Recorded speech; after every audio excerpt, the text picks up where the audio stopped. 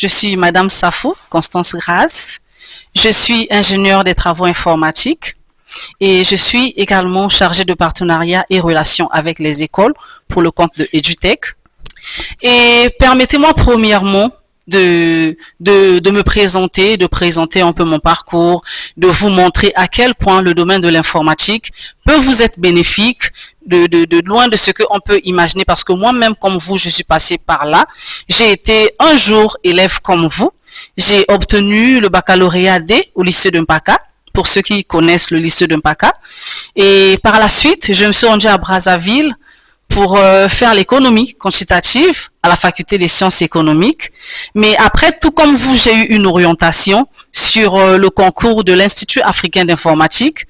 Au début, je me suis dit, mais je suis déjà à la faculté des sciences économiques et je m'intègre bien parce que je validais mes matières. Pour moi, c'était comme acquis au fait.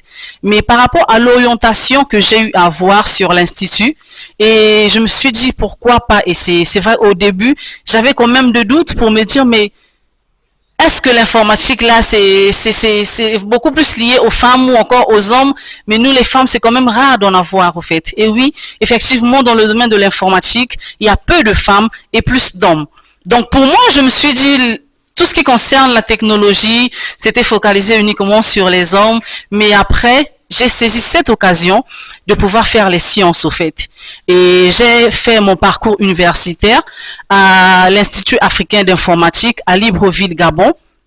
Parce qu'au début, il était question de passer un concours et je me suis dit que je l'aurais ce concours. Je vais faire informatique.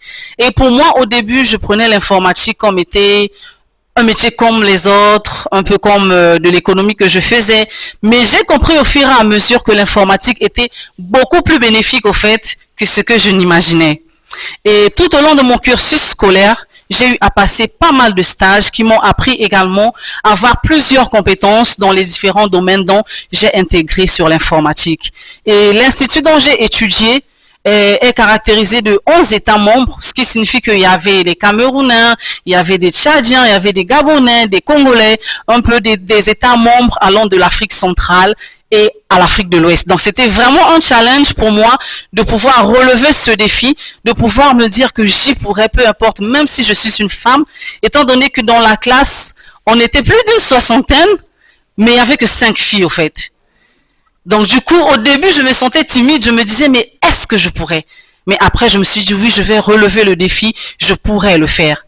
Et aujourd'hui, l'informatique, c'est un domaine qui m'a emmené très loin, dont je suis diplômée de l'informatique, je suis ingénieure des travaux informatiques et juste après, j'ai également vaqué à des certifications dont l'UNESCO également offrait parce que je me suis dit en tant qu'informaticienne, je ne dois pas juste me limiter sur les formations que me donne l'école au fait. Je dois également élargir mes compétences. Et j'ai profité également de l'occasion, comme il y avait l'UNESCO également, qui faisait des certifications sur l'initiation à l'informatique.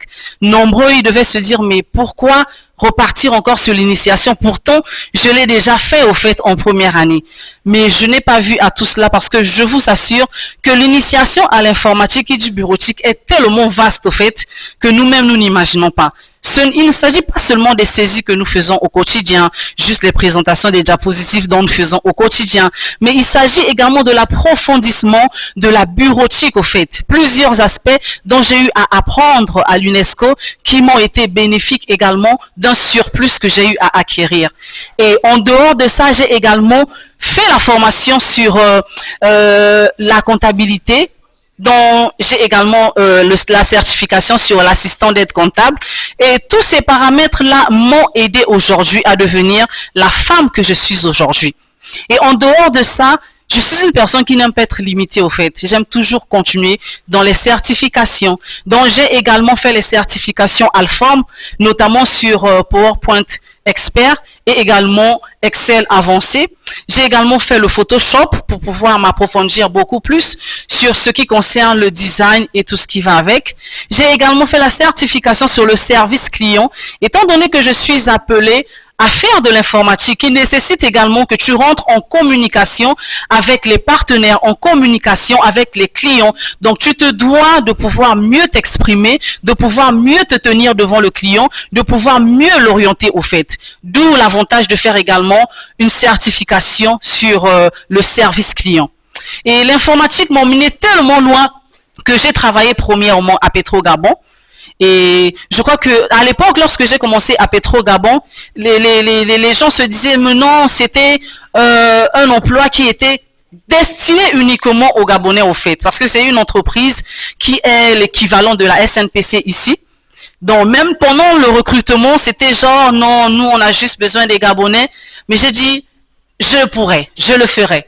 Et je vais obtenir cet emploi au fait. Parce que pour moi, j'avais confiance en moi et par rapport aux compétences que j'ai eu à acquérir, je me suis dit que je pourrais le faire, je serais plus que les Gabonais. Et c'est réellement ce qui s'est passé. Pendant l'entretien, on était 3 filles et le reste, c'était des hommes. Lorsqu'il y a eu la première phase de sélection, on était 15. Mais la deuxième phase de sélection, on était 5. Et j'étais à l'intérieur en tant que la seule femme qui a pu relever le défi. C'est juste pour vous montrer à quel point l'informatique, c'est quelque chose de grand que nous-mêmes, nous banalisons au fait. Et dans l'informatique, ça m'a encore emmené plus loin parce que lorsque mon mari est revenu au Congo, il était question que je revienne également avec lui, de démissionner de l'autre côté. Et comme j'avais des compétences en moi, je n'ai pas chômé à la maison en fait, ça je vous assure. Et j'ai eu tout de suite le boulot, je crois 1 mois après, j'ai commencé à travailler à EasyTech, là où se trouvait également mon mari. Là, à EasyTech, j'exerçais en tant que formateur en informatique, à faire des formations à des particuliers, des étudiants, des pères et mères de famille qui venaient s'inscrire.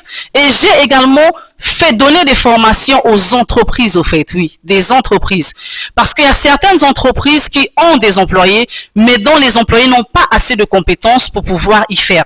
Donc, il était question de former également des entreprises, ramener ceux qui viennent faire des formations au sein de EasyTech. Et également, j'ai tenu le service client de EasyTech.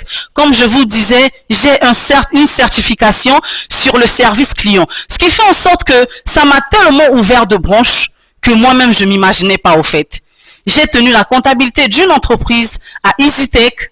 Les autres se disaient, mais pourquoi seulement elle au fait? Pourquoi dans tel domaine, c'est toujours elle qui est devant?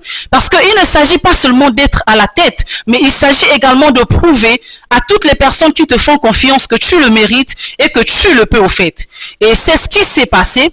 J'ai fait quasiment 5 ans au sein de EasyTech, jusqu'à ce que j'ai une nouvelle opportunité qui m'a fait déployer également de l'autre côté au niveau d'Addis Abeba. Je ne sais pas si vous connaissez l'organisation de l'Union africaine. Je suis ressortissante également de l'Union africaine. J'ai passé pas mal de temps à l'Union africaine en tant qu'assistante administrative, dont j'ai également relevé le défi à l'Union africaine.